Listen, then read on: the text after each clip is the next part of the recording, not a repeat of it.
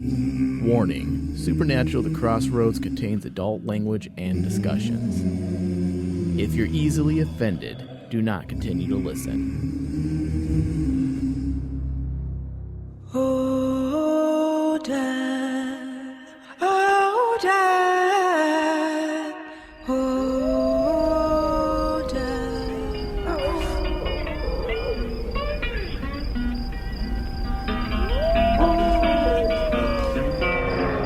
I went through the crossroads. Fell down on my knees.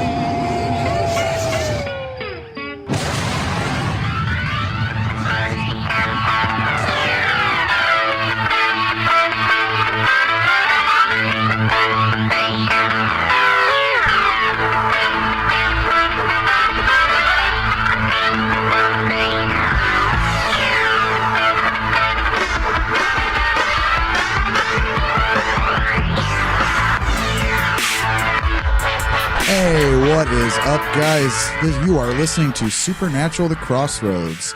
I am your host this week, Ryan Denton. Thomas is out, so I am joined by Gregory Darkside Holmes. Oh, I'm back.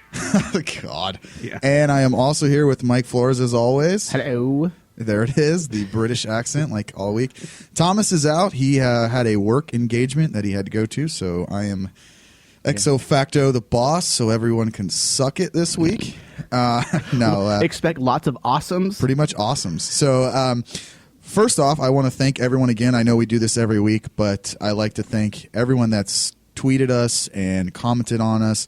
You know, we really appreciate it, guys. If you can keep going to Stitcher and iTunes and commenting and leaving us awesome feedback. See, there's one. Ding! Can we get a ding sound every time I do it? Do it. Now, if you can go and leave us feedback, that would be great, guys. It really helps us get seen, and we actually get a lot of cool promotion from it. So we applaud you and thank you again for doing that for us. Yeah, very much so. So first up, let's just start off with, looks like William Shatner is looking to do the old documentary on Supernatural. So I actually pulled up the story here. That's a brilliant idea. Who better to the fact Dude. that Supernatural has let's give a guy his due just here. I mean, William Shatner is, you know, the king of sci-fi for all intents. For all intents and purposes, Yeah. he is. Yeah, I mean, the fact that he's been able to like see the fandom of Supernatural rise and rise when he's no new person to fandoms. No, Star not Trek's at all. one of the largest fandoms in the Yep. universe. Mm-hmm. So stupid. However, the fact that he can appreciate the Supernatural fandom and say, you know what, I see something here that's, you know, magical, and I would like to do a documentary on it. It'd be interesting. I don't know if that's how he actually probably said it. I mean, it's probably more, well, this thing, it's amazing. I have to do a documentary. I have that long He pause. probably did exactly like that. That's it right there. He's all started. He probably actually does that. It's funny because someone tweeted him and said, you should go crash the Supernatural convention. And of course, he tweets back and says, I started a documentary on SPN a year or so ago. Yeah. So he's been working on it. It's Yeah. like, it's not something that's... And I guess he said in the article that if there is that interest, then maybe it's something we'll go back and look at doing again. Because I guess it was in the back burner. I guess It's kind of a back from what I burner got. thing? So Okay. I'm hoping he does it because there is so much involved. Who's breathing into the mic? Someone's breathing. Right here. It's probably me. I'm turning into a werewolf over here. You know what? I think there's so much to do a documentary. It would actually be fun. Well, the thing really like catalog the last decade of Right. Supernatural. Well, I think whole it would be great to me, especially from the point of view of somebody from, you know, one of the biggest fandoms, you know, from kind of his point of view to see it Well, come I up and think- even do comparisons. Not only that, I feel like he might draw a new crowd into Supernatural by doing it. It's like, oh, William Shatner likes this show. Well, maybe Yeah. I should like this show. I love Trek. Well, you know what? like- You're in the days of Netflix.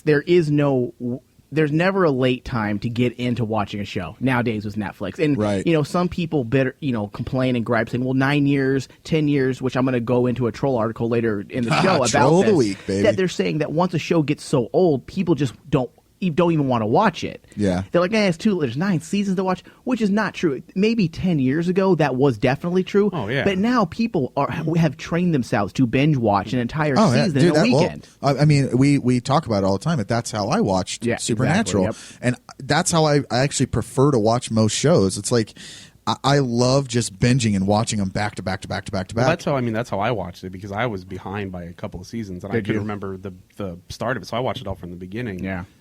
And I mean, even then, like, because it, gave you something. So once you got caught up, you're just like, okay, now I got to wait every week.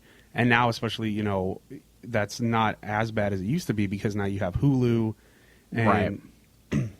thankfully Hulu, shows the episodes. Yeah. Yeah, but commercials. Well, small price. Hey, we like Hulu, dude. Oh, I mean, awesome Hulu, awesome. There's like 5 or 6. That sponsor. Sorry, Hulu. We'd like to thank Hulu for the brief sponsorship until Ryan Denton opened his fucking mouth again. Thank you, Ryan Denton. Hulu, we're so sorry. Please don't leave us. Please, for the love of God. Oh man, we'll flog him. I swear to God. Oh, God. This is why I don't run. I don't front run the show. Well, okay. New York Times article. There was a New York Times article which we're going to also get into later during the show. However, this article, once we get into it, goes hand in hand with this documentary idea. For anybody out there thinking it would be a bad idea for a documentary, you sit and read that article that was published in the New York Times, and that could be their template for the entire documentary. Exactly. I mean, Shatner, if you're listening, your work is done. Yes, please. Do this. Finish this documentary for us. And that came from supernatural-news.com, which we're affiliated with. Oh, man. I like them. I'm not going to say anything bad about those guys. So we're walking on the shelves now. So one of the things that I'm really excited for next week is we have our first interview. And I'm not going to say who. It's a big one. It's a big character for us. It's for big. For us, it's big. Yeah. But it's the demon that died. First episode. Yes. You guys remember in season 1, episode 3, and scene 45A? It's that guy. The scenes ended up on the cutting room floor, so he actually didn't make the episode. But he's there. He's right. there. He's in the special features, and he has a 20-second interview. It's awesome. If you actually watch Arrow, he's walking in the background to go to the set of Supernatural. Do those shoot in the same location? Okay, sorry, never mind. So we'll talk about that as well later in the show. We'll actually announce who our interview is. If you guys follow us on Facebook, you probably have already seen it. You've already seen it, right? But we're still waiting on a few. The reason why I can't announce, we're not sure if it's next week. I'm hoping it's next week. It's next week, right? However, I am still waiting on confirmation of date and time. Okay, it's that legit that we have to wait for confirmation of date and time. Yeah. So, so what we're gonna do next thing we'll talk about we're gonna talk about last week's episode Metafiction, but first we're gonna jump to a break real quick and we'll be right back, fellas and ladies.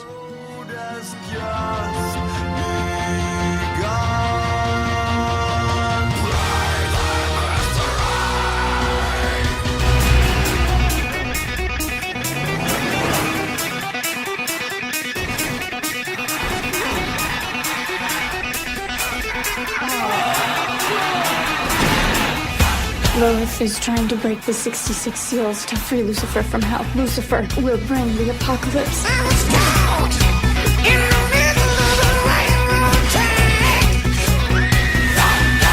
Underground, and I knew there was no turning back. My mind raced, and I thought, what could I do? You possessing some poor bastard? This is a vessel.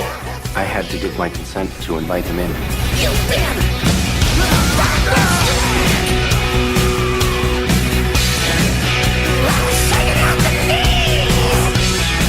Chuck Shirley, we have a life. You've been using it to write your books. Dean, let him go. This man is to be protected. Why?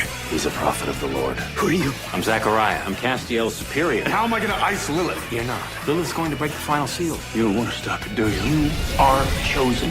You will stop it. Just not Lilith or the apocalypse, that's all.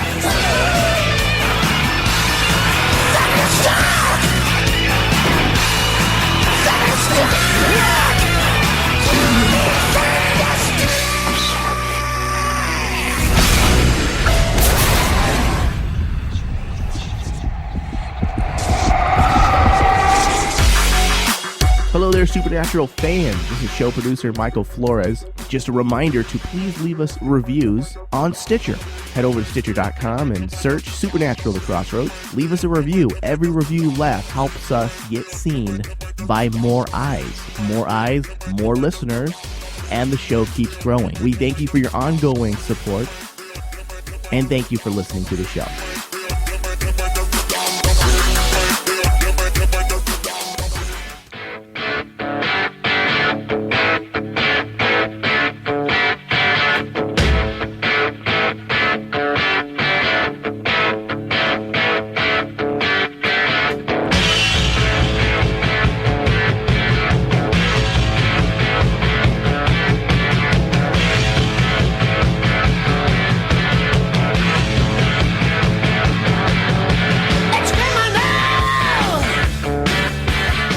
All right, guys, we are back. We are going to jump right into last episode, Metafiction. I'm going to read a little bit of synopsis here, and then we are going to go full bore into this episode. The synopsis is: Metatron attempts to get Castiel to join forces with him. Still furious with Metatron, Castiel refuses, which sets a surprising plan in motion. Meanwhile, San and Dean capture Gadriel. That synopsis, which is a legitimate synopsis, that is completely misleading. Well, it's completely misleading, and it's not the last Accurate. couple synopses. It's not really accurate. It's not really. The last couple synopses we've gotten have been like paragraphs. Yeah. Here's 2 sentences, 3 sentences. Sweet. Well, Metatron attempts to get Castiel to join force with him. Did he even do that? I mean, he did for like a millisecond. Not really, though. I mean, he used Gabriel to get him to fight against him, but not actually join his forces. Which I was kind of like when he showed back. I'm like, oh, this is gonna be awesome. Like, because he was hilarious, and he's like, oh, just let him. Yeah, we'll get into that in a minute too. At the first of all, the first scene with Castiel. Yeah. With oh my god, amazing! With all the angels just kind of just laying there. Yeah. And I really liked how a couple times they had one against the wall, and you could see the wings spread on the wall. I love, dude. And I was like, oh, that is so awesome. It's the attention to detail. Oh, yeah. When it comes to the VFX guys, which Greg, you can appreciate it. The VFX awesome. and Supernatural, just the little stuff. Okay, first off, when angels first died, you always saw the imprint, the emblazed like wings. Now you see the emblazed broken wings because their wings are broken. I have a detail to attention. But if I was doing a VFX for a show, I don't think I would think, okay, they have fallen, the angels. Right. Let's now change their death to broken and blazed wings. I mean, that is just thinking. It's perfect. I love it. It's perfect. Yeah. That was the first scene. I was just like, oh my god, this is awesome. The new sign. The new sign, whatever. What are we calling them? Signs or maybe a cast or spell? It's a spell, right? Is that what it ended up being? I mean, you can almost say it was a rune because that was a lot. It did look like a rune. It glowed like a rune. Yeah, right? well, because a lot of in Viking culture, a lot of rune magic was done with blood, and I mean that's what a lot of they use a lot. He knows because he still practices rune magic. Well, he's a Viking. Yeah. He is. He is. He looks like a Viking. You guys never seen Greg? He's a giant Viking. He's a giant Viking. He doesn't have any hair on his head, but he has a lot on his giant face. Red beard. I have no soul. So, no, but I mean So go that's ahead. like the new symbol. I mean, because they're like, well, there's nothing in lore, which I thought was like, really, like, there's nothing in lore about this symbol at all, which means it's got to be. Well, it's got to be a heavenly symbol, or it's got to be pre-lore where, only obviously Metatron and Gadriel. Right. Well, it's definitely what's it, Enochian? Is that what they call him? Nokian. The angel. Okay, Nokian, Nokian. It's Enochian, yeah. Is it Enochian or Nokian? Enochian. Enochian. Okay, it's definitely that because the fact that it was what they called him, a siren. Is that what he called it? It was something. Is that what draws? It was like a. It was a siren. It was like a siren. That's what they pretty call much. it. It drew them in. It made them feel like it was heaven. It gave them. Right. It gave all the angels the exact same feeling. What it feels like, the comfort that they had in heaven, and that drew them in. Now, the reason why I love it, the fact that Castiel didn't know what it was and it was kind of unknown, was interesting because it shows, with Metatron, how this guy is just because he has those tablets now, he's learning so much. Oh yeah. The thing that really what I thought was funny is that Metatron basically tricked Castiel into taking lead over. It was like a reverse psychology move, and he's like, oh, you should lead, and then Castiel's, oh no, I shouldn't, and then he's like completely forced into doing it anyways. Well, that's where Gabriel came in, which I thought was interesting. How he says, because he knew that Metatron's little plan, basically he wants Castiel to go up against him. And he knows that, hey, how am I going to do this? is Gabriel. And it's funny because I'm not quite sure if they were doing it on purpose or what, but the first 25 minutes felt off. It felt kind of like remember the Ghostface exactly. episode? Yep. And I said it felt off. Yep. But it was off on purpose. Yes, and I think they were doing the same thing with this because it just felt Gabriel shows up. He's all, let's go, we're going to fight. It's all hunky-dory and happy. That's the thing that really threw me off is because that's not Gabriel's style. Right. Is to go in and go guns blazing like he talked like he was going to. Right. I'm like, okay, first of all, that's not his style. Yeah. His style is to go in and trick the shit out of everyone and then somehow stab someone in the back. That's his style. That's how he came in. When he was obviously messing with them and having the... Right. The porn on the TV, and he's like, I don't know what's going on. This isn't appropriate. The porn that was crap awesome. was funny when he said So that. good. He's all, this is Well, I mean, what's funny is when Cassiel was human, he was kind of cool with that.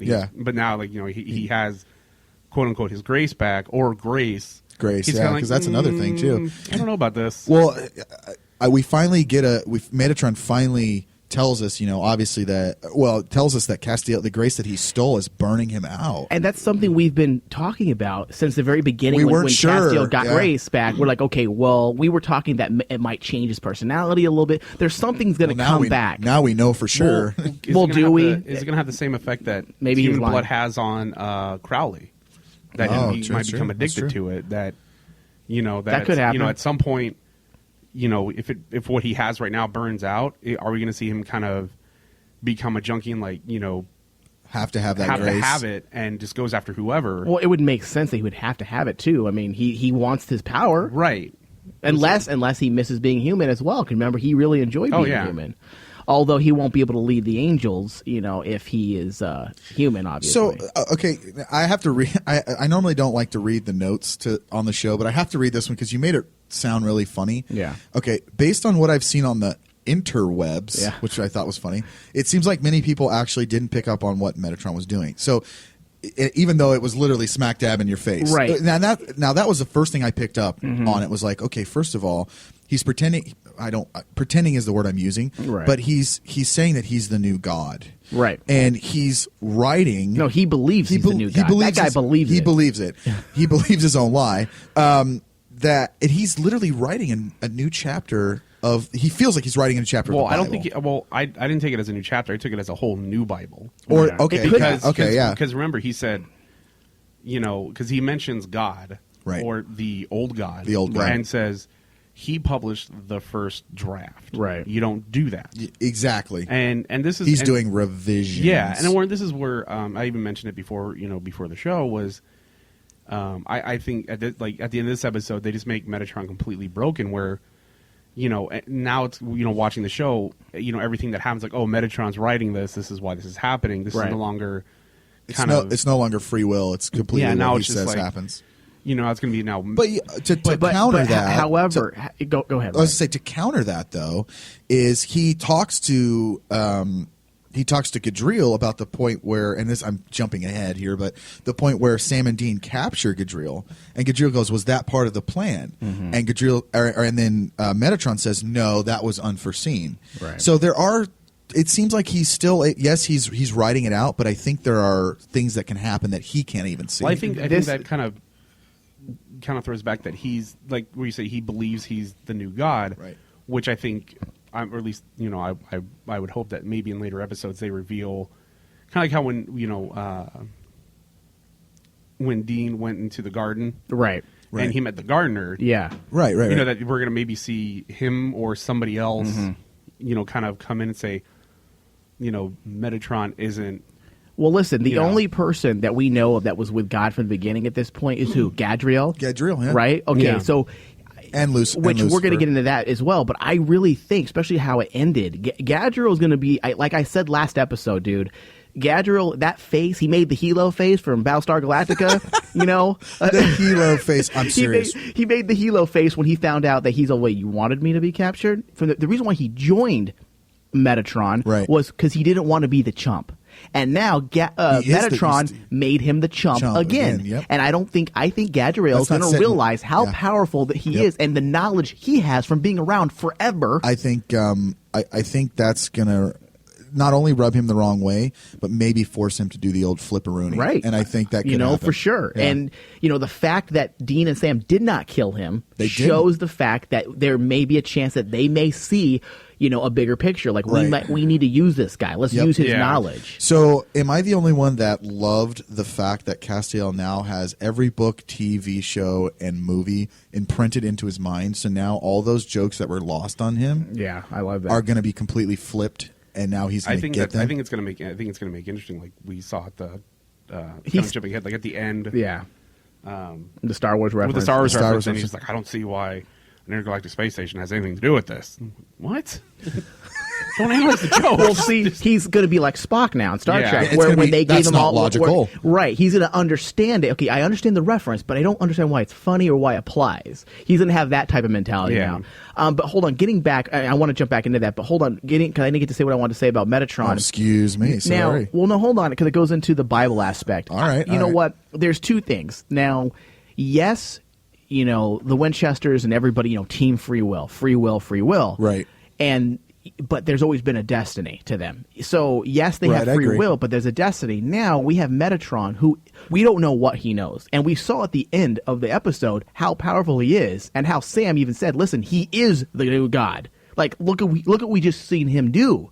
So Right. now, Metatron is writing a Bible, whether it be a new chapter, which I thought was genius. I love the supernatural book that was on the Winchester He had all- Gospels. he had all of them. Yeah, He I had love all that of them, he yeah. had that there to make sure the Oh, dummies yeah. out there who still didn't understand what he was doing even though he spelled it out in the first 30 seconds of the episode. In fact, for people who don't listen and think this season doesn't know what they're doing, the first 30 seconds is for you guys of this episode. The first 30 seconds Yep. when Metatron breaks the fourth wall and looks right at you and says, the subtext? Come on. It's so good. I know. So good. So now that Metatron is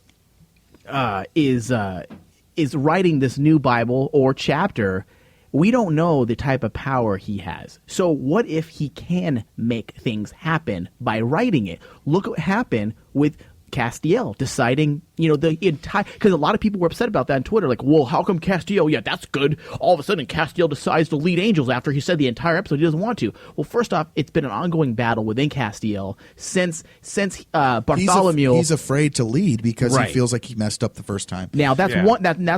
that's one scenario there. The other scenario is the fact that Metatron has power and he's taking away their free will because he has those tablets now which were filled with unimaginable Yeah, right. type of power.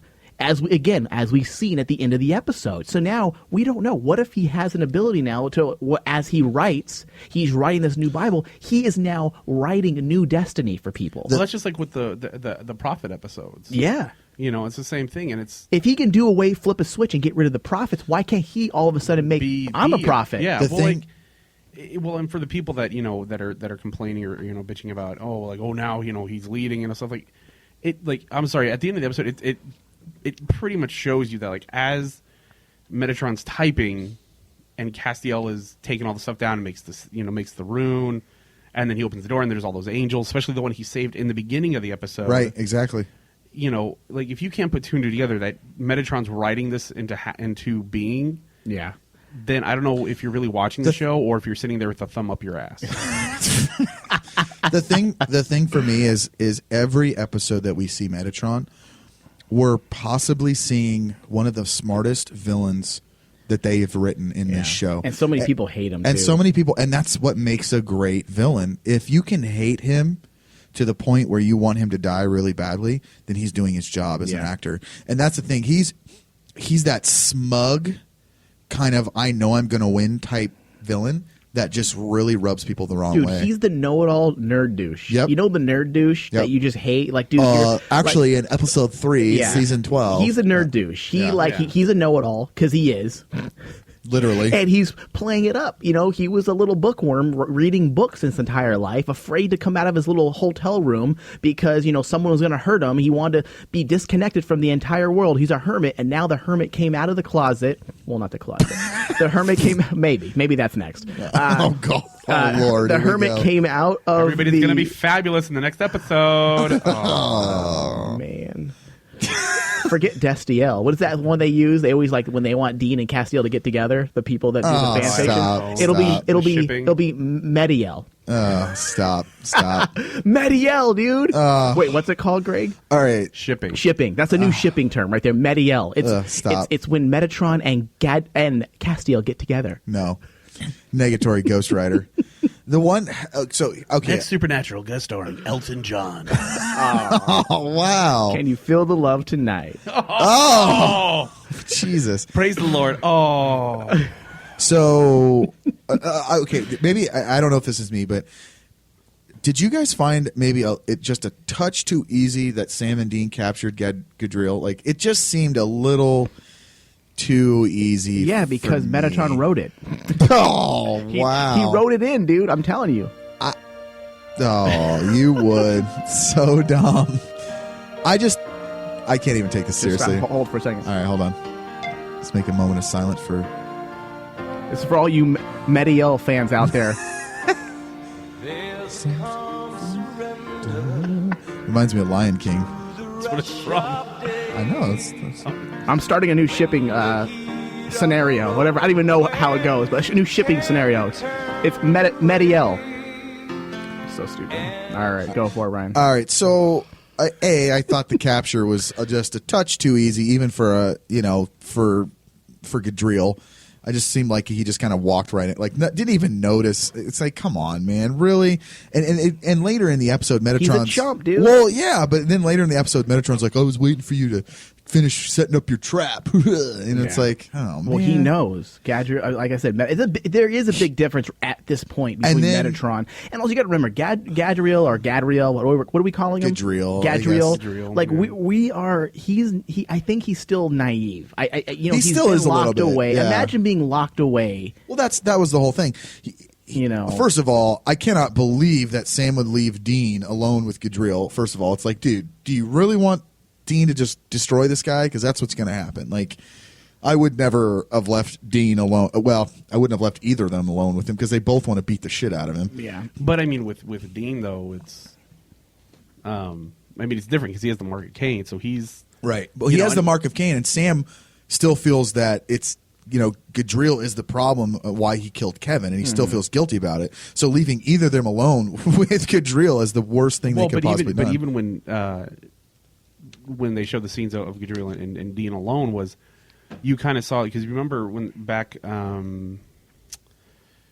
season 5 or 6 where Dean talks about when he was a torturer in hell, and you kind of tell like he kind of went back to a little bit of that to try and get Gadriel to talk. And you kind of, as we've been seeing in the past couple episodes, Dean keeps kind of kind of jumping over to the dark side for a bit and then jumping back. He kind of goes into the deep end of the pool, and he's like, I don't like the deep end anymore. I'm going to go back to the shallow end. Well, it was nice to see that he can control it a little bit. Yeah, that was cool. He did, because he went to the bathroom, he washed his face down, whatever, in the mirror. He was going crazy. You had what I'm calling the Mark of Cain music now that they use every time now. Yeah, they play that same music now. Yeah. He had that going, and then he goes out, and you realize he didn't kill them, and that he was able to control it, even though he wanted to. Yeah, I think he just ended up beating the crap out of him. I just thought it was a cool twist. Not so much a twist, but that you see Gadriel, he really wants to die, man. Like, he would rather die than be captured, because if you remember, for millennia he was a prisoner. So he's like, screw this, dude, just kill me. Am I the only one that feels bad for him? Like, I know, I feel bad for him too. I hate Metatron. I hate Metatron, but I like Gadriel. The reason you like Gadriel is because he's that tortured character that. He fits right in with the supernatural crew. He does. He needs the flip sides become good. Dude, that would be awesome. And I talked about that a couple shows ago. I was like, although I think he's going to die. Oh, he's going to die. I'm almost positive he's going to die. But I feel like he could. Of course, he's a great actor. The guy that plays him is a great actor, Timo Pinniket.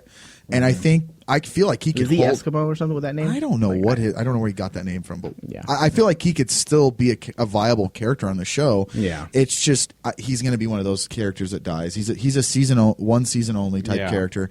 The problem is he's that character that you feel bad for because he is a little naive. He's manipulated all the time, right? And he's manipulated in the wrong way. Every episode he's been in, he's been manipulated. Yeah. So I think he's going to be one of those characters that at the very end he kind of makes the he slowly has a change. You see him slowly having a change, like where he might do little things here and there to help Sam and Dean. He pulls a Vader Well, with the okay, Emperor move. yeah, pretty much. Well, look what Metatron did first off. Okay, Metatron set that scenario up where, Gadriel is the face man for massacring the angels.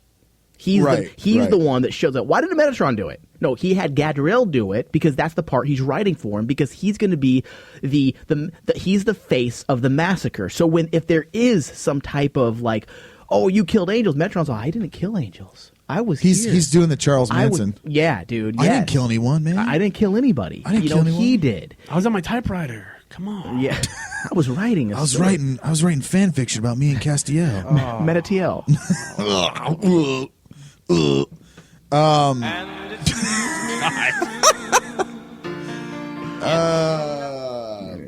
Jeez, that's just.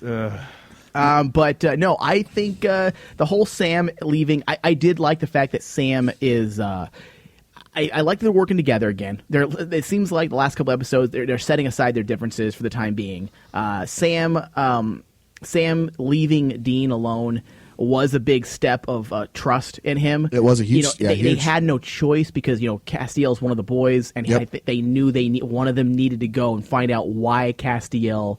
Was and that's when I knew something was weird too. By the way, is because Castiel was calling them and Castiel and they were calling them and like missed calls back and forth. I'm like, okay, something's up. Something's going on. Yeah, it just had that vibe, dude. It just had that vibe that they do every now and then to make you subconsciously go, okay, something's just amiss here. Something is amiss. You know what? There's going to be seasons.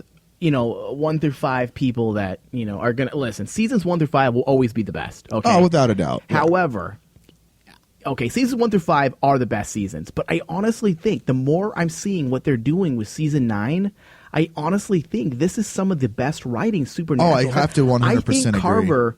I think Carver is a writing guru. I give the guy his props, man. The guy, I really do think he has a lot. Listen, Kripke did great with the basic, this is where it's at. Here's the storyline. I'm not saying basic in a bad way. Right. I'm saying no, basic here, is it's here up front, it is. Right. Here it is. There right. isn't a whole lot of subtext. It's a great effing rock and roll, like ghost hunting, X-Files meets Route 66 type storyline. Right. It's awesome. It had the religious, stuff that he put into it, all the lore he built, was great, was fantastic. Oh, it was but fantastic. Now with what we're getting in seasons 8 and 9 is we're getting a lot more like an ensemble cast. We're getting a lot more storylines. Well, some people gripe and complain that the stories aren't going anywhere, but they are. They are. The thing that they're we're all really going into the same direction. Almost every episode, we're opening up a new door that they can, a new avenue or a new alleyway that they can go down and hit.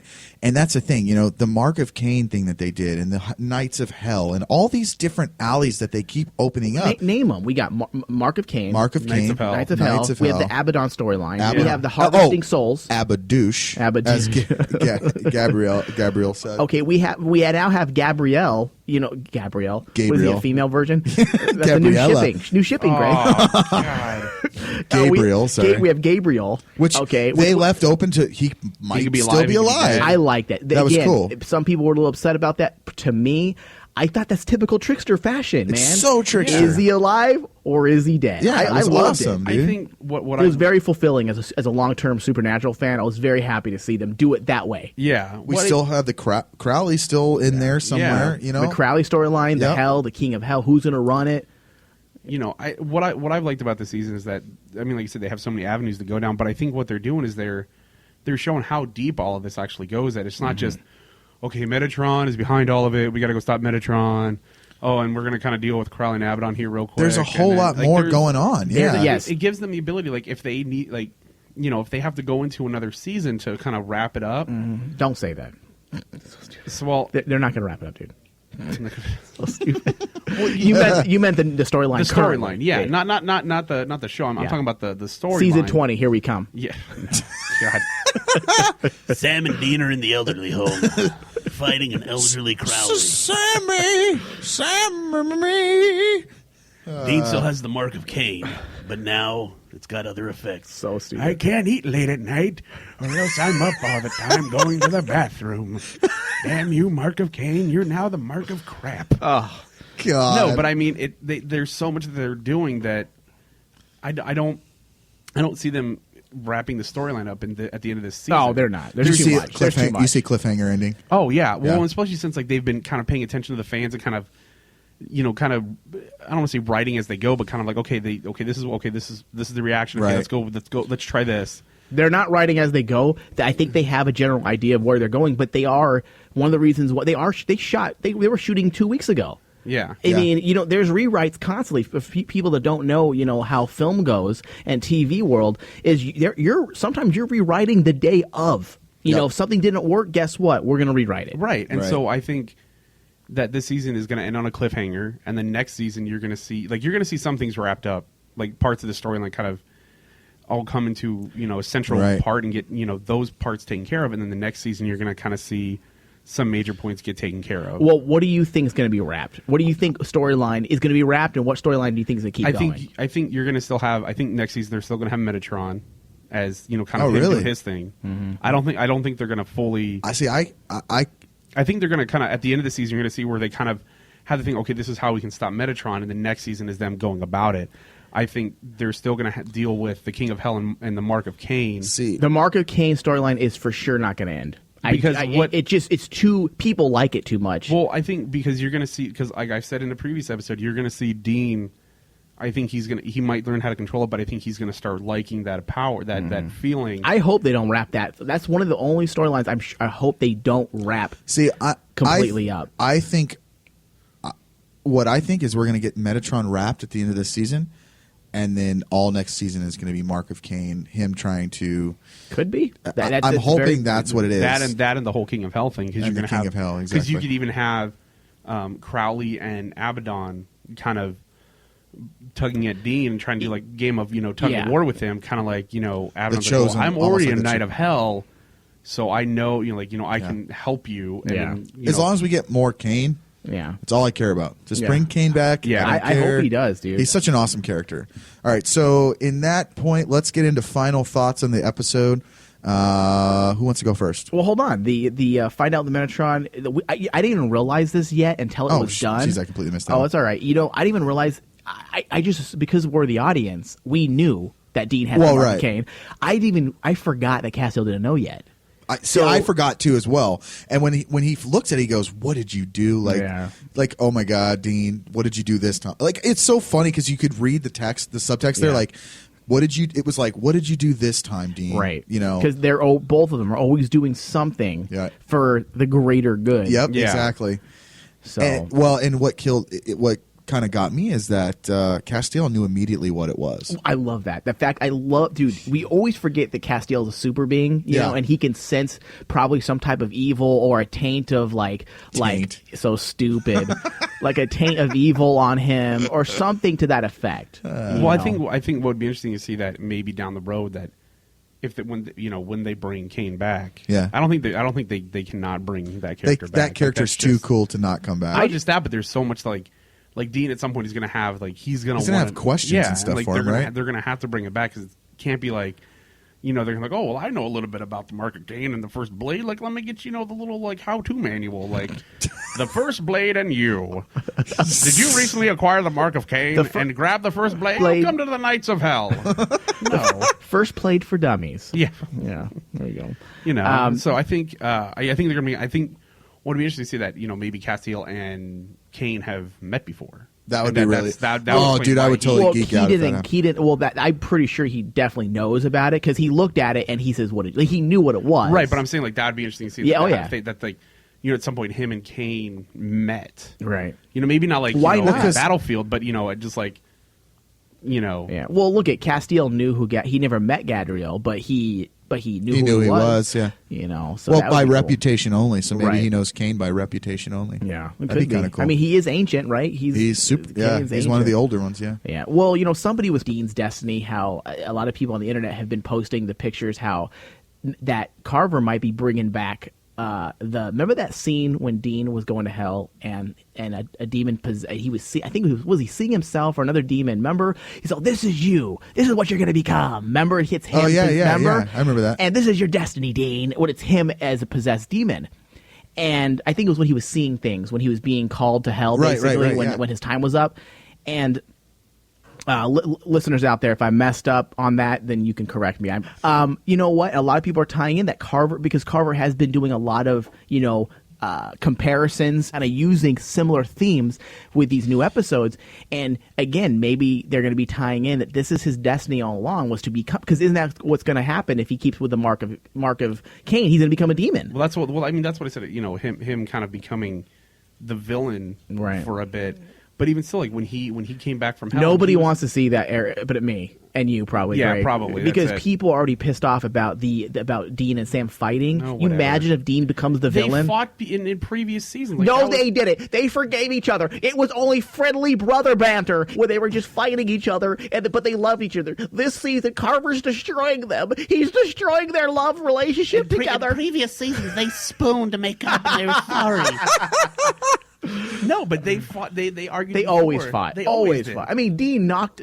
How many times did they punch each other out? Well, that's in the more first couple- vicious than anything they've done to each other yet this season. Well, in the first couple of seasons, when didn't they when- fight when each other Sam- to like blood? When his destiny was to become, when Sam's destiny was to become Lucifer, and he had the power, the demon power or whatever, and they would fight all the time during that. Like, they would beat the shit out of each other. Like, nobody remembers that. Like, did everybody jump on in the past few seasons and go, I read the wiki notes, and they never mentioned them fighting. I went to Wikipedia or the Supernatural wiki page, which is a verifiable source of true information on the show without having to actually watch the show. This is us that you're making fun of. Like, I know. He's totally making fun of himself. Like, I know. we are those supernatural douches. We just don't say. We just don't sound like that. Yeah. And yeah. Anyways. But no, Well, okay, I totally forgot the point I was that's making. all right. Question of the week, which we didn't even get into our final we thoughts. didn't. Jeez. I'm sorry. Wow, Look I tried at you taking control. I tried to get into it, and you guys were like, "Hold on, we missed a thing again." Oh no, it was Dean becoming the villain. That's what I said. And they fought and everything. And, when you live long enough as the hero, sometimes okay, you live Harvey long enough Dent. to see yourself as the villain. All right, Harvey Dent. Jeez. All right, who wants to go first with final thoughts? You go, Ryan. You want me to go first? Okay. Yeah. First of all, I want to say that, what is this, the third episode in a row that they've absolutely nailed. Without a doubt, they've absolutely nailed.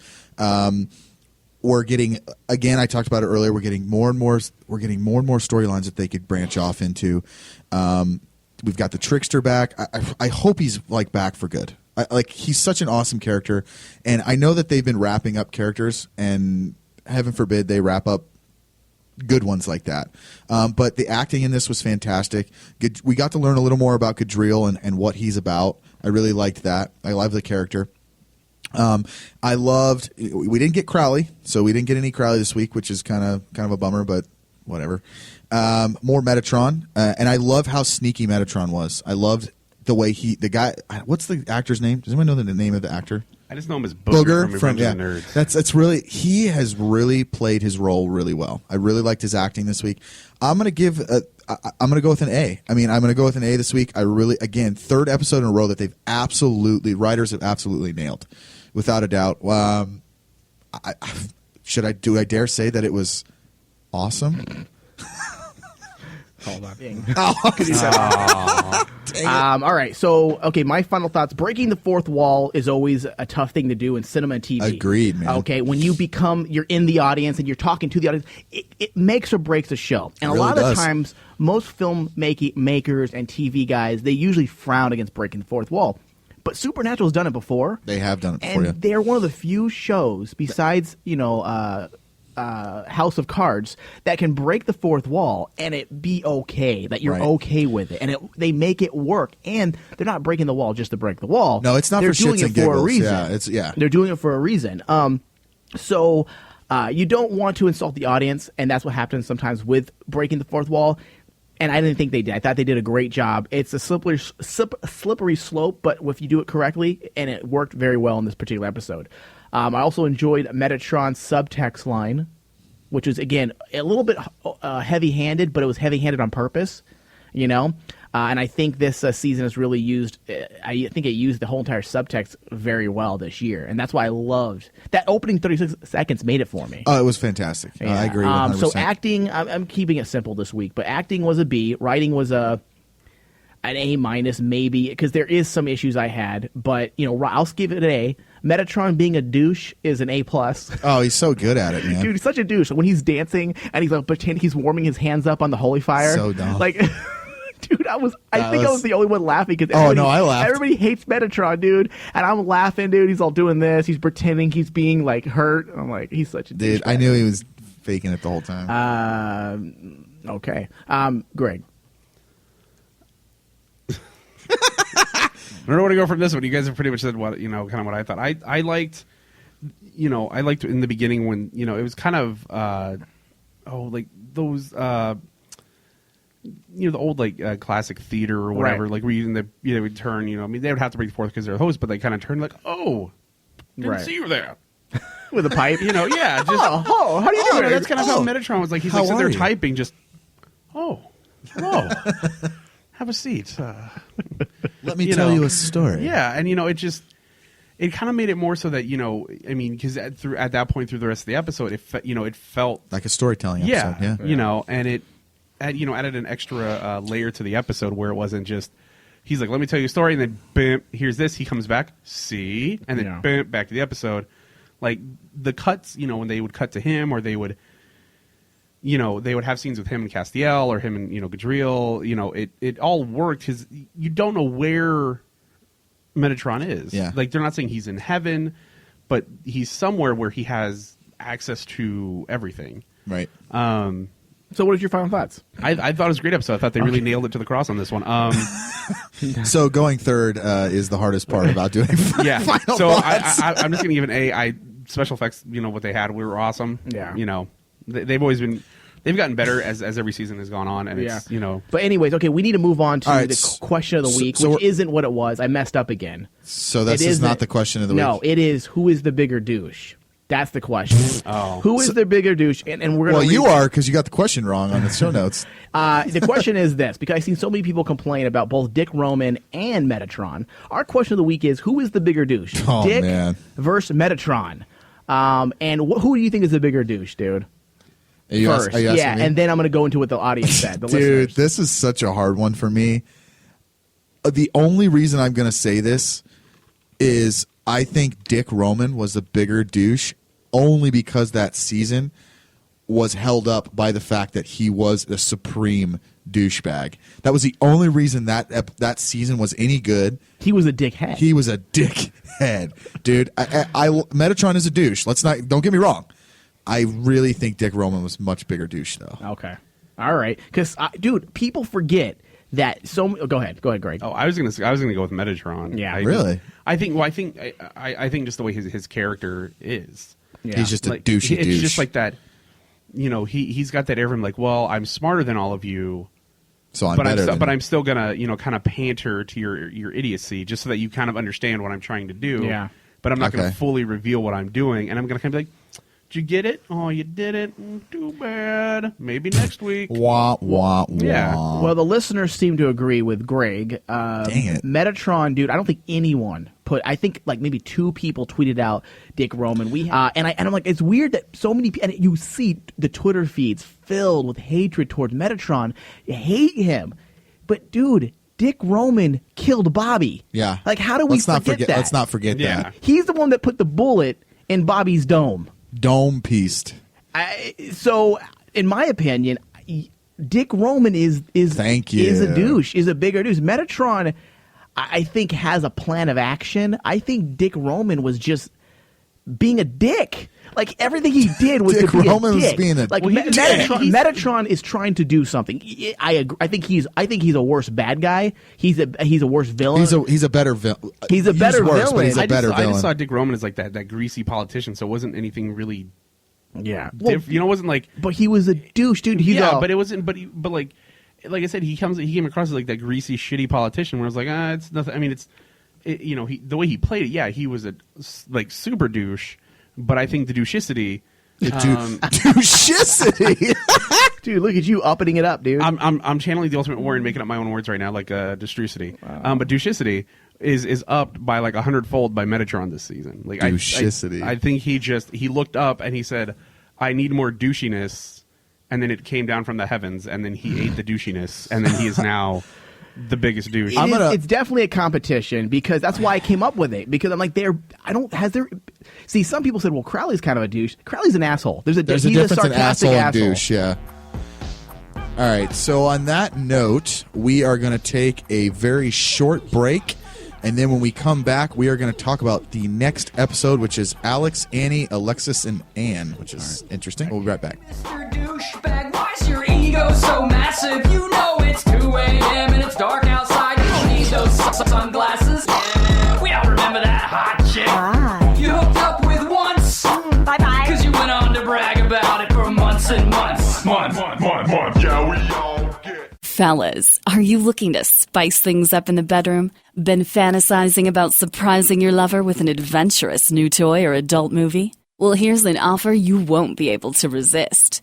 Go to adamandeve.com, and for a limited time only, you'll get 50% off just about any item. But that's not all. Oh, no. When you select your one item at 50% off, you'll also receive 3 free adult DVDs for a little inspiration. Plus, a free extra gift so sensual, we can't mention it on the radio. And to top it all off, we'll even throw in free shipping on your entire order. And no, we're not teasing.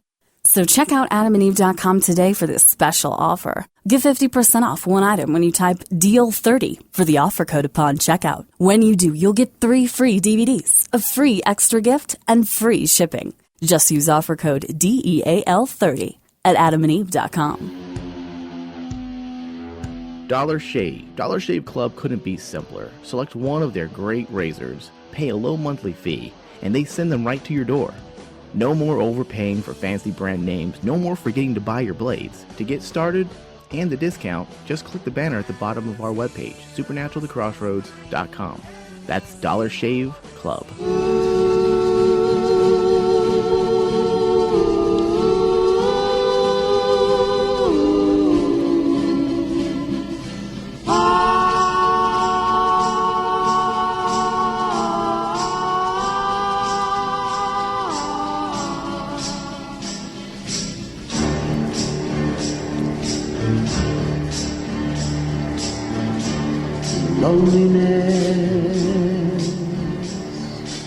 And hey guys, we are back. So what we're going to do is we're going to go over the next upcoming episode entitled Alex, Annie, Alexis, and Anne, which is an interesting name for a episode. So I'm going to read the synopsis here and then we're going to discuss it a little bit. So Sheriff Mills calls Sam and Dean after she kills a vampire who attacked a prisoner named Annie.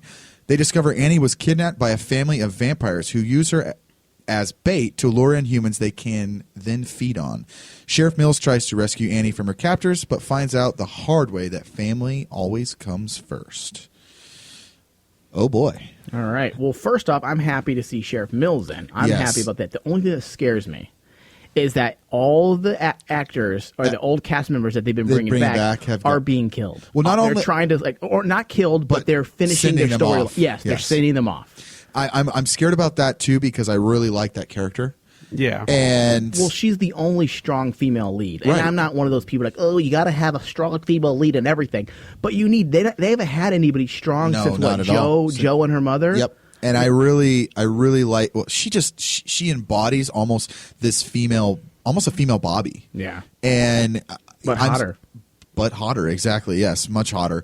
I'm not much for beards. So stupid. Just kidding. As I have a huge beard. No, I really am scared too, and that's makes me a little nervous. It makes me a little nervous, but I'm hoping they don't do the whole like, what's it, Garth thing where now she's a vampire. Right. She's living with vampires. I'm like, if the writers are listening to a lot of the fans this year, they communicate a lot more than ever, and I don't think if they kill the only female character that's left in Supernatural that's a strong character. I mean, you have Abaddon. She's strong, but she's a bad guy. She's a biatch. Yeah, you don't have that strong female character, and I think I like that they're bringing her back during the time of a dark time with Sam and Dean now. Like, 'Cause now it's she's going to super be dark. she's going to be introduced to what's the hell's happening. going on. Yep. I mean, like you said, she's kind of like a female Bobby. They could kind of keep her on, right, as like that anchor, because like Bobby was really an anchor with Sam and Dean that kind of always, reminded them why they're doing why what they were they're doing it, and why even though they're both idiots and beating the crap out of each other. See, I'm wondering when she's just going to put down the gun, the sheriff badge, and just become a hunter, and just join him, and just become a hunter. I mean, she's being more and more. I mean, wasn't she when the Dick Roman episode? Yeah, I thought that was going to be it. Isn't she? Wasn't she actually like hunting him, or because something that's weird? What that was the hospital. She was in the hospital, and she knew something up was happening. I really thought that we were going to see her lay down the badge and become a full-fledged hunter. Well, I mean, this could be the start of that. I mean, I hope it is. That'd be awesome. I mean, or she can keep the badge and use the badge as an excuse to do things. Oh, she could. I mean, that'd be cool. Yeah. Well, she'd have more credentials. Like if she kept it, or if she didn't, she put it down. Or what she could do, she could kind of fake her own demise, right? For her, like for the sheriff's department. And that way she still has those credentials to go into places. I'll tell you what I don't want to see in this episode. I don't want to see her become a vampire. That would be dumb. I don't want to see her die. Negatory. I want her to become... I want them to use... If they're bringing her this late in the game back, this late in the season, okay, I want her to play something pivotal. Like, I want her to play something... She needs to do something life-change, say some words of wisdom to these guys. And be super hot. There needs to be something... there needs to be something more. If you're bringing a character like that back, there needs to be a reason character. for it. Yeah, there needs to be a reason for a pivotal character to come back. Yeah, the whole thing with Gabriel last episode. He came back. That was a pivotal reason for him to come back. So the F with us. Yeah, exactly. That's Loki or Tricks or whatever you want to call him. That's what he is. That was perfect.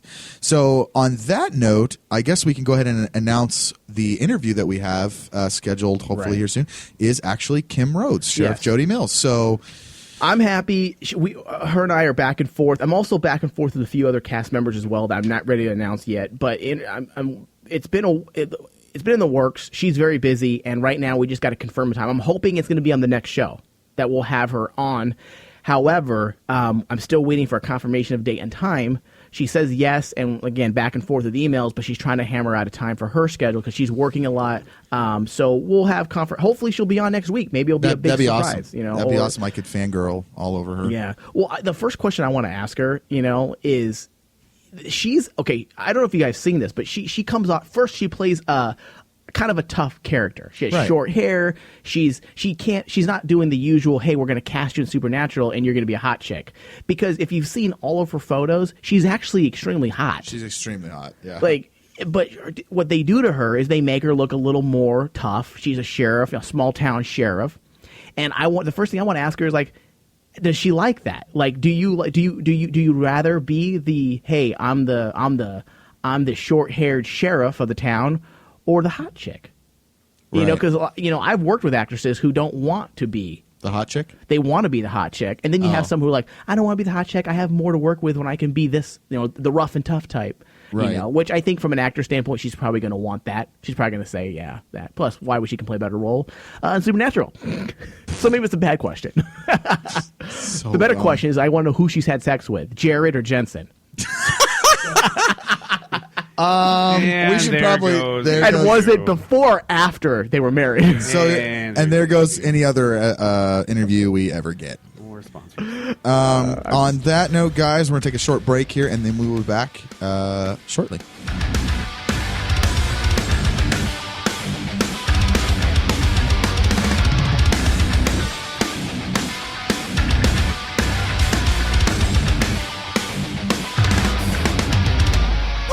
Backstage casting. Backstage has thousands of roles available to search. Whether you're a leading lady or a background player, Backstage has got the role for you.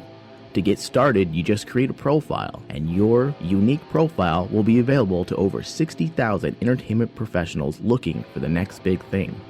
Backstage, the most trusted name in casting since 1960. To get started, and to get the discount, just click the banner at the bottom of our webpage, supernaturalthecrossroads.com.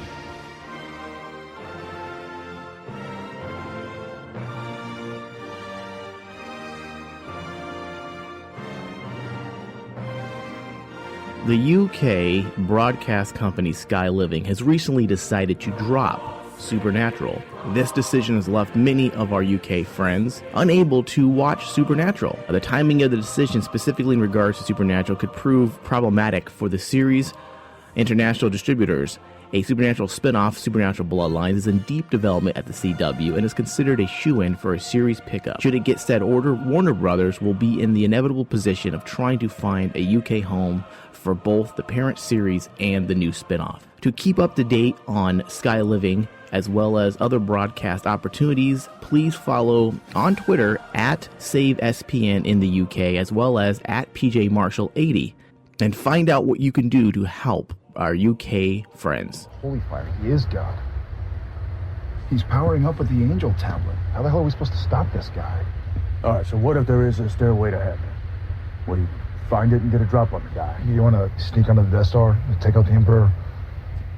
Okay, I'm not sure what a fictional battle station in space has to do with this, but if taking out the Emperor means taking out Metatron, I'm on board. Wait, did you just understand the Death Star reference? Yeah, I think so. But I don't understand what that has to do with heaven. It's halfway, I guess. You sure you're all right? Yes. Are you?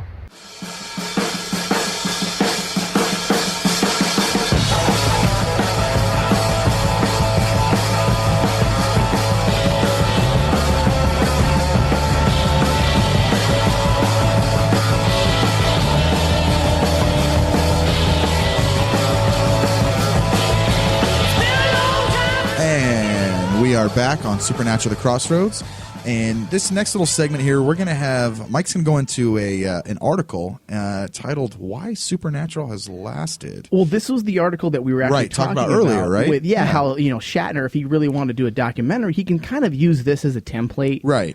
I don't. Listen, I know Supernatural, the guys are good looking, but I hate when people They're talk. extremely I don't good like looking. when they say that's the reason. Like, I know it's a joke, Dude, but it it's a takes away from It really does. the artistic talent that has been behind the entire 9 seasons of Supernatural. Eternal Life, thanks to Angels and Abs. Well, the thing for me I'm is, not a fan of the title. No, well, the thing for me is, I mean, and I've said this multiple times in the show, is that was my first impression of the show was, it's just a couple good looking dudes, and that's why people love the show. Right. And when I finally sat down and watched it, it's so not that. And I have friends who still have refused to watch the show because they think it's that. Well, Dean isn't even sexy anymore, if you remember that. No, like, oh my God, he cannot stop. Jesus, he is just not hot. I am done. The Mark of Cain thing has just made him so ugly. He's not even sexy. He had a beard, and I was not cool with that. Okay. I mean, God, get a shave. Ugh. Yeah. Anyways, this article, first off, New York Times. I love it. I love that New York Times ran with this. It's about the brothers. So basically, they break down all the reasons why I see a show like this has lasted. Because when you look at shows, so many shows have come and gone. And that's what they said. They said you have Friday Night Lights, you have 30 Rock, you have Dexter, to name a few, Breaking Bad. I mean, and countless other shows you don't even remember anymore. And they said they're in the same list, a very short list of shows like Law and Order, Grey's Anatomy, and that's quite a feat, man. Yeah. And it's not because they're forcing it. Dude, they're not forcing it. When you get mentioned with Breaking Bad in the same sentence. Oh, come on, dude. All fairness, they also put you in there with Law and Order. Well, I know, but I'm just saying, like, Grey's you mentioned that show in the same name as another show. That's a big compliment right there alone. So, I mean, well, let me list some of the serious. There's some jokes in here too, but let me list the serious reasons. It's about the brothers. Okay, they talk about the relationship between the brothers, which. One thing I've always loved about Supernatural is the relationship, the emotional conflicts, the jokes they did to each other early in the seasons, and now the brotherly drama. It shows the roller coaster of family life and what it really is. Well, the one thing that that I've always liked about the show is that it's kind of set almost in reality, because they make references to, minus the angels and the witchcraft and the monsters, but I mean, like and the vampires, the werewolves. But it's something where, like, if those things existed, this is like kind of what it would be, because I totally agree. They reference stuff that in actual pop culture, and it's not where they have to make up spoofs. If they mention Star Wars, they'd be like, oh, and Right. Galactic Wars. It's based in a reality that's similar to ours. Well, yeah, they use a lot of pop culture references, which is one reason why I really love the show. The pop culture references, as being I'm a quote unquote nerd, hearing them talk about Star Wars or watching them LARP or anything like that is really cool, and it hits home with a lot of people who are into that kind of thing. I'm a big into pop culture as well, and the pop You're a big culture. LARPer? That's Yeah, good. He is a LARPer. I've seen him. Oh, good. It's that was creepy. after the dog episode. I hated that episode as well. The LARPing. No, you didn't. You thought it was good. So stupid.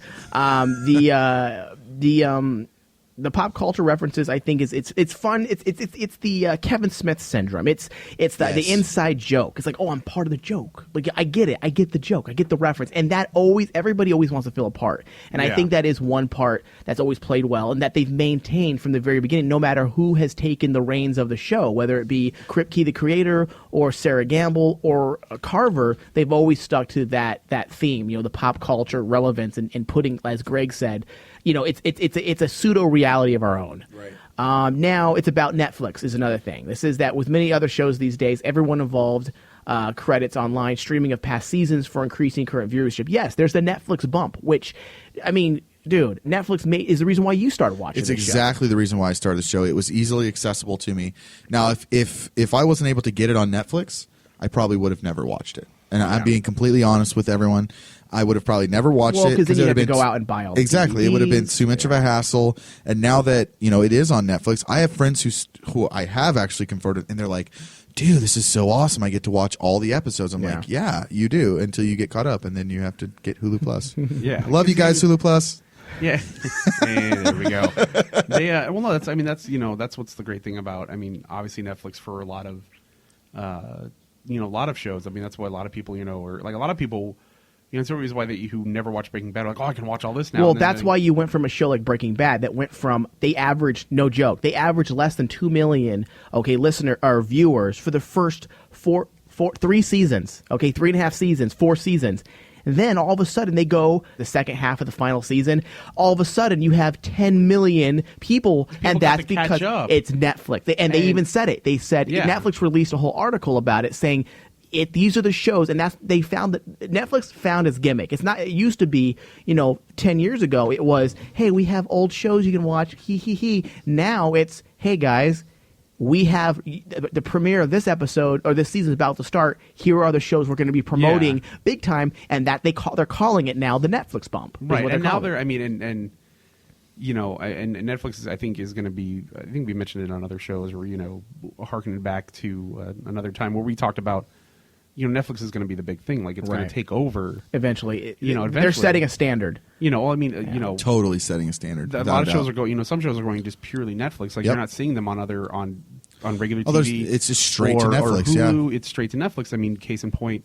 Hey, if CW wants to cancel Supernatural and they want to keep going, I say Netflix, pick it up. Well, yeah. I mean, look at Firefly. Like Netflix, right there. That's Who knows? A ton of viewers there. Yeah. Next one is it's about the fans. Whether it's Angels, Abs, or both, the cast members spend part of every summer break traveling around the world to Supernatural fan conventions.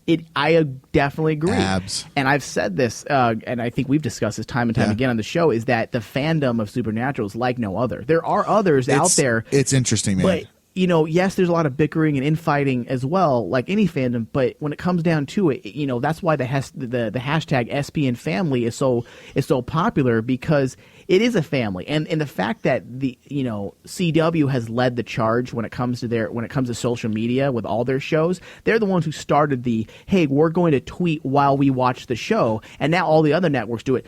The other networks made fun that CW pushes social media because they have no audience. And you know what? Now every network is trying to do it because CW saved shows. Shows that would have been canceled, they didn't cancel them because of Vampire Diaries would have been canceled after season 1 if it wasn't for the social media relevance. That's it. Dude, I can't tell you how many times in the shop that I'm working and someone will come in and I'll just mention Supernatural and they will freak out when I tell them that we do a podcast, dude. It is like they can't believe it, man. They honestly can't believe, like, oh my God, I thought I was the only one that likes Supernatural. I'm like, no, you are definitely not the only one that likes Supernatural. And it's incredible. It's absolutely incredible. If you fish through Twitter and look for hashtag SPN or hashtag SPN family, there are thousands upon thousands of people who love the show just as much as we do. Yeah, I think their fandom is like any other, it's bigger than any other fandom.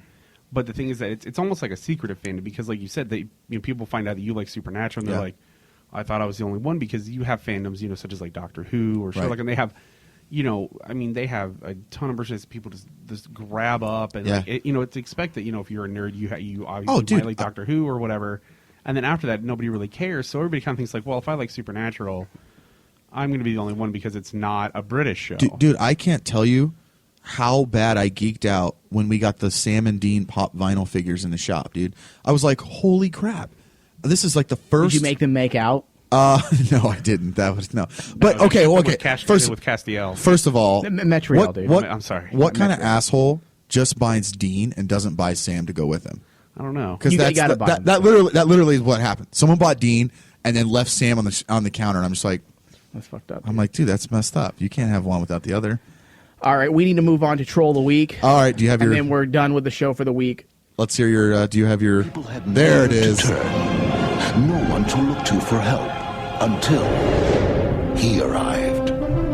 He was a man like no other, born of a beautiful mortal woman, but fathered by Zeus, king of the gods. Why does that make me laugh? Possessed a strength the world had never seen. A strength surpassed only by the power of his heart. But everywhere he went, he was tormented. Where did you pull that from, dude? I have to know. It's Hercules, dude. Kevin Sorbo, bro. Oh, that's right. Oh, wow. All right, so just this week's Troll of the Week, let's see here. We have, should Season 10 be the last season of Supernatural? Now, this article, this morning, I was talking with a friend. This is a critic who probably has nothing else to do, and he has no understanding of Supernatural, even though he likes to pretend, by quoting things. This is from Movie Pilot. Okay, this morning I was talking with a friend. Now, listen, guys, I have no problem. Again, I'm going to have to say this every week as a disclaimer. I have no problem with opinions. If you don't like an episode or you don't like things, that is well within your prerogative. But dude, just quit watching the show. Why are you going to watch? Why are you going to, get on Twitter and bitch and try to convince people? Now, the big thing is this. This morning I was talking with a friend when the subject of Supernatural came up. She's not a big fan. Just a casual viewer who can't stop watching the show because she loves the characters too much. First off, let's say this right now, Ryan, is that there is no friend. Okay, he's using her as a buffer for his own complaints.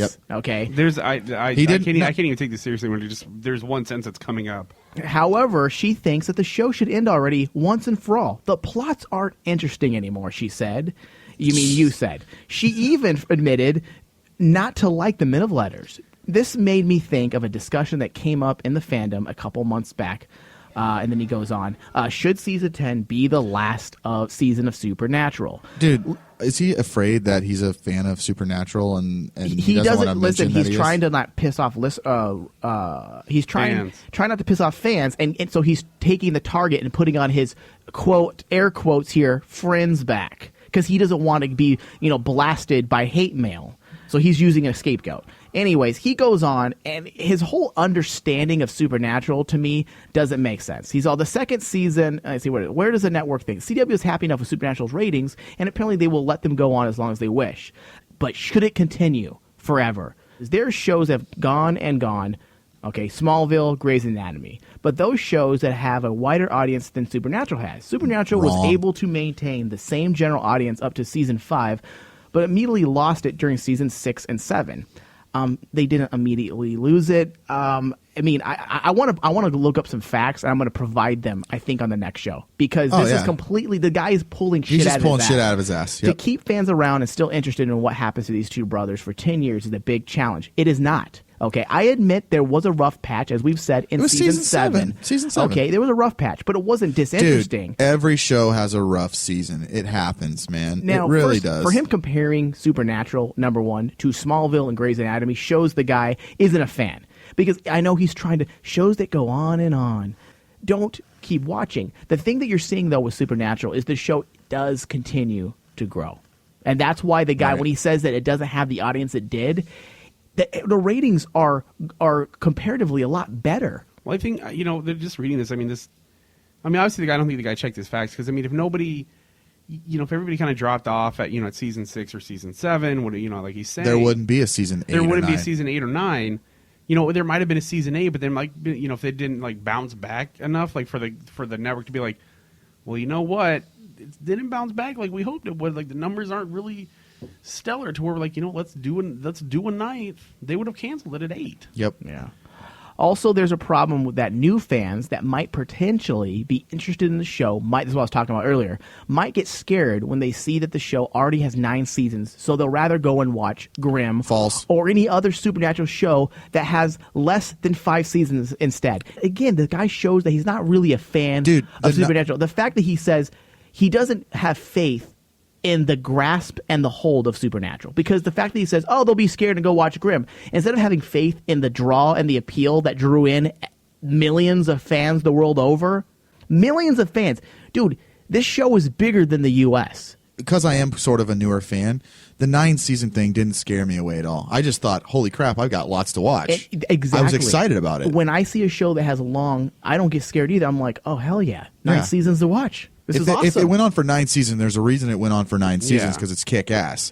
So, dude. And listen, Jared and Jensen, they have we need to have faith in them, okay? That's how I look at it. If you're a Supernatural fan, have faith in them. You don't think they have input? You don't think they have say and control? If they felt they are not going to be in here, they're not going to do it if they didn't want to. Yes, they like the paycheck, I'm sure, but they're not doing it just for the paycheck. Not anymore. If they felt that if they felt like the episodes were getting dull or the show wasn't evolving or whatever, then you know what? They would cash out. They would be like, listen, guys, we need to wrap this up. They've been doing the scripts are lazy. 9 years. They've been doing this for 9 years. They don't need the money anymore. Yeah. They're doing it because the fans want them to keep doing it, and they care about the fans. Now, if they thought it was a turd and it was turding out, they would quit. Yeah, exactly. Have faith in the cast, because I believe they'd be out. Just I was reading a couple of the comments. I mean, one person says, I hope Supernatural goes on for many more seasons. Best show on TV, in my opinion, better than The Walking Dead. Yeah. I was like, okay, first, that's a really bold statement. Well, yeah, but at the same time, it's a totally different show, though. But completely different. But at the same time, it also pretends. It also goes with style. Yeah, I mean, but at the same time, obviously that person loves the show and they want more seasons to go on. So dude, troll of the week. This guy, is this the picture of the guy that's the troll? I think so. Yeah, he looks like a total. That's Jeremy Carver. Oh, is that Jeremy Carver? Oh, dude, I'm gonna cut that part out. It says below Carver gave yeah, cut that one out. That is awesome. Why you gotta make fun of Carver, dude? I wasn't making fun of him. I just asked if it was him, dude. I think we're gonna cut that whole part out. So anyway, this guy being the troll of the week, you fucking asshole. I say leave it in there. Yeah. I haven't seen what Carver looks like. Chill out. Yeah, look at this guy. He's a real jag-off. Look at this guy. Hold on. This caption under the photo. No, it's not under. Yes, it is. He's under the photo. Okay, on this screen, it's not. Sorry. Well, you're on the iPad. It's it doesn't different. make a difference. You're on a mobile website. It should still be under there, on the bottom right corner. In any case, I wasn't going to say. Well, Jesus Christ! Wow. I hope you don't cut this out because this is gold, by the way. Ryan's all like, I can't see it on this screen. Are you even looking? Hold on. Of course I was. Oh my God, dude, Ryan talking shit. He's all, fuck this guy. Look at him. See, like it's not underneath it; it's off to the side where I don't look there for a caption. Right? Oh God, okay, come on. Fair enough. Okay, thank you. I'll give you that one. All right, asshole. But honestly, I mean, listen, if you have this is the biggest problem. I was going to say this earlier in the show, and then we got to wrap. But this is people, I think, are confused between bad writing and writing they just don't care about. Yeah, like everyone's quick. The complainers out there are quick to say. First off, I make it out to be like there's lots. When it comes to the large audience that loves Supernatural, there's a very small, in comparison, there is a lot of complainers, but when you compare it to the giant audience who is happy and satisfied, it's a minority, because if it wasn't, guess what? There would be no show on the air. But I think people are quick to say, "Oh, it's terrible writing. It's terrible writing. It's too much." I think people are quick they don't understand what writing is, and You know what? I am insulting the trolls. Yeah. Yes, you are. You're okay, totally listen, insulting them, just like I just insulted because Jeremy there's Carver. a difference between not appreciating. It's not bad writing because you don't like that Sam and Dean are fighting too much this year. Dude, that doesn't make bad writing. That just makes something you don't like. It narrows it down to this, Mike. Trolls will just say the first thing that pops to their mind, oh, this season has sucked because bad writing, because I don't like it. Whoa. And that's what they do, and they don't have any reasons. They don't come up with a good reason. I mean, reading that article, that guy had no great reason on why it should be stopped. It just seemed like a blanket bitching, like right. It's what it is, and that's what trolls do. You know, and he's like, they'll go watch other shows that don't have 5 seasons, like Grimm or whatever. You know what? Honestly, I haven't everything I've seen of Grimm has not gotten me to want to even watch an episode of that show. So I haven't. It doesn't make interest at all. You know, this guy understands things. He just doesn't like. He says He says Kevin ended up dead. The boys feel more alone than ever while being separated from everyone they love: Kaz, Charlie, Garth, Kevin. This is probably also the reason why people aren't liking this season as much. Everything is as bad as it's going to get. It can get. That's what I like. That's the whole point about this. It's called dramatic writing. It's writing. You want drama. If there was no drama, keyword drama, which is the stem of the theater, acting out and seeing cinema, drama is what the art is. If you took the drama out, you would have nothing but your boring lives bitching on Twitter. Wow. Hold on. I don't know if I want that in the show. Wow, that was Too impressive. bad that's in there. No. That's in there. If he shows up. Dude, we are the defenders of Supernatural. We're going to hate and Venom, dude. We have some Venom right now. All right, we got to wrap. On that note, guys, that's going to be the show. Again, thanks for stopping by. And remember to check us out on Stitcher and iTunes. And remember to leave us comments and likes, and because we're awesome. And we'll see you guys next week.